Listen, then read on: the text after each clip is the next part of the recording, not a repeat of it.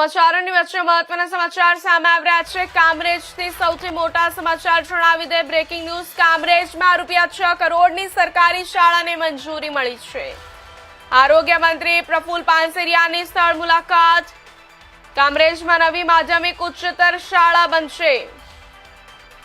મધ્યમ વર્ગના બાળકોને મળશે નિઃશુલ્ક શિક્ષણ। કામરેજ કેનાલ રોડ વિસ્તારમાં શિક્ષણને મોટો વેગ। મહત્વના સમાચાર જણાવી દે। સૌથી મોટી અપડેટ સામે આવી રહી છે। કામરેજમાં ₹6 કરોડની સરકારી શાળાને મંજૂરી મળી છે। આરોગ્ય મંત્રી પ્રફુલ પાનસેરિયાએ સ્થળની મુલાકાત લીધી હતી। કામરેજમાં નવી માધ્યમિક ઉચ્ચતર શાળા બનશે। મધ્યમ વર્ગના બાળકોને મળશે નિઃશુલ્ક શિક્ષણ।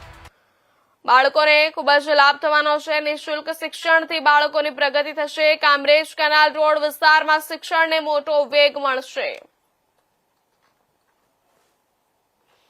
મહત્વના સમાચાર જણાવી દે। કામરેજમાં 6 કરોડની સરકારી શાળાને મંજૂરી મળી છે।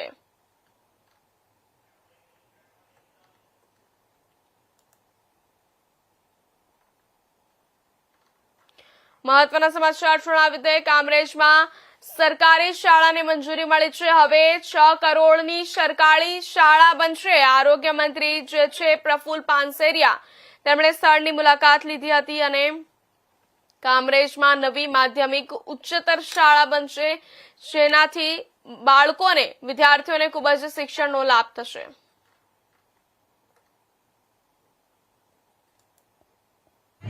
આજે કામરેજ વિસ્તારની અંદર હાઈસ્કૂલ અને હાઈ સેકન્ડરી માટેની ગવર્મેન્ટે આ 4000 વાર જગ્યા સ્કૂલ માટે ફાળવવામાં આવી છે।